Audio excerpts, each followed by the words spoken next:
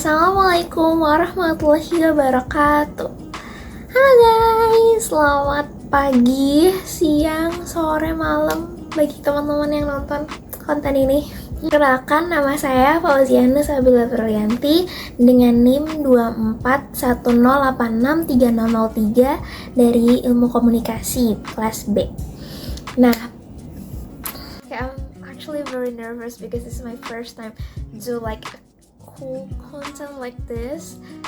First of all, saya mengucapkan terima kasih kepada Bapak Taufan Arifudin selaku dosen pengampu pada mata kuliah pengantar kajian media dan budaya yang akan kita bedah kritikalnya hari ini. Dan jangan lupa tonton sampai habis ya. Oke guys, last week kita belajar perkembangan dan konsep sebuah media, alat, atau sarana. Nah, singkatnya kita ini belajar bagaimana sebuah media ini mempengaruhi di setiap periode-periodenya.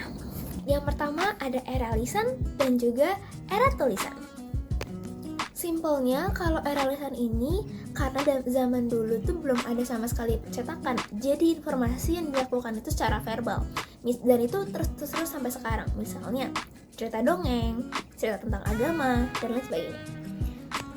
Nah, kalau era tulisan, zaman dulu itu seperti cap tangan, ukiran-ukiran di batu, atau penemuan-penemuan lainnya.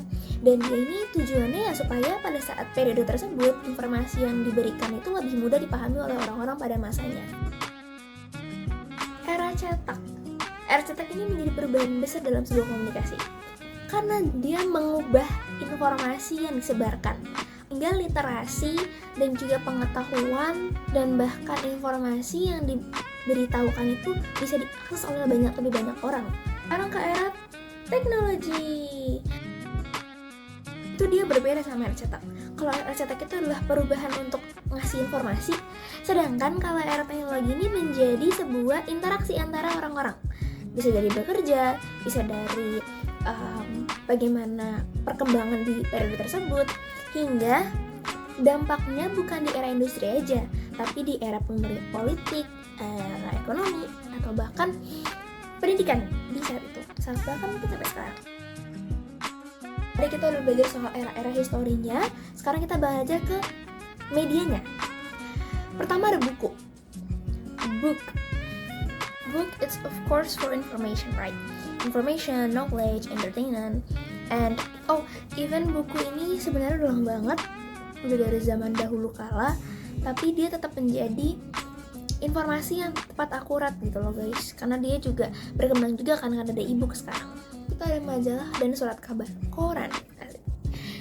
Perbedaannya jelas ya guys, kalau misalnya majalah ini, dia ini udah ada tema sendiri. Ada majalah misalnya tentang majalah fashion, ada misalnya majalah tentang informasi model, dan lain sebagainya. Tapi kalau surat kabar atau koran itu adalah berita-berita terkini yang pada saat itu lagi disiarkan gitu. Kalau misalnya surat kabar tuh misalnya topiknya tentang politik, tentang ekonomi, tentang pendidikan, atau misalnya hal-hal yang lagi booming di saat itu juga. Musik and radio. Kalau musik menurut saya tentang emosional sih guys. Emosional kita saat sedang mendengarkan sebuah suara yang nyaman di kuping kita tuh menurut saya itu emosional. Dan radio adalah sistem komunikasi yang menggunakan udara. Singkatnya, dia itu nangkep sebuah gelombang dari antena. Simpelnya kita bisa dengar semua hal dari antena tersebut. Karena antena tersebut, jadi kita bisa dengar semua hal. Misalnya tentang rutinitas saat itu juga, terus habis itu ada informasi-informasi, mendengarkan lagu juga bisa kok dari radio. Dan itu sangat-sangat berguna pada saat kita belum punya ponsel sampai saat ini. TV adalah media informasi yang disalurkan oleh sistem audio dan visual. Itu juga banyak, ada kartun, terus ada film lainnya, dan itu keren. Sedangkan kalau film, menurut saya itulah seni visual, yang dimana kita mengekspresikan hal yang emang udah kita tentuin oleh sutradaranya. Dan industri film itu sangat berkembang pesat guys, sangat-sangat. Mulai dari tape record sampai DVD, sampai sekarang udah bisa pakai Netflix, tuh keren banget sih. Jangan nonton film bajakan, jangan nonton film bajakan ya guys. Sekarang kita ke topik yang paling keren, media internet. Ini kamu pakai internet loh untuk bisa menonton video klip. Media internet ini menurut saya adalah fasilitas sih. Bagaimana penggunaan ini menjadi sebuah media komunikasi dari jaringan global. Bedanya sama media tradisional itu pastinya internet ini memiliki karakteristik yang sangat-sangat banyak, signifikan sekali. Terus gimana dengan perkembangannya nih? Kurang berkembang apa ya coba sekarang? Kan ada Twitter, ada Instagram, ada Facebook, ada banyak banget informasi dari media sosial, TikTok dan sebagainya. Itu menjadi sebuah teknologi internet yang sangat-sangat dibutuhkan untuk kita saat ini dalam mendapatkan informasi maupun sebuah berita-berita terkini. Oke guys, tadi yang udah saya jelasin adalah berbagai macam bentuk dari media perkembangan media, dimulai dari era lisan sampai era media internet. Nah, sekarang kita bakal lebih kritikal lagi soal apa yang saya suka dari semua dari lain. Oke, kita bakal ngebahas soal musik. Musik itu adalah emosional, seperti yang saya bilang. Dan musik pada kali ini tuh saya bakal lebih ke arah luar negeri. Kita sebut aja Korea Selatan, South Korea. Ada namanya girl band yang saya suka, yaitu Blackpink. Saya sangat suka sayangan Blackpink. Basically, Blackpink is a girl band from YG Entertainment. Has 4 members named Rosé, Jennie, Lisa, and Jisoo. I use my glasses because I'm really tired. Blackpink menjadi grup pertama yang debut di YG Entertainment setelah 6 tahun adanya 21. Lot of songs from Blackpink like Kumbaya, Whistle, Flame, Fire, Stay, Effortless, Do, You'll Just Love How You Like That, Until Shutdown. And you guys have to know, since their debut in 2016, Blackpink has won 25 awards and received 100 nominations. So cool because gak semua banyak girl band atau boy band yang menurut saya punya kesempatan atau misalnya nominasi sebanyak itu. Kecuali dia memang K-pop yang sangat-sangat mendunia gitu.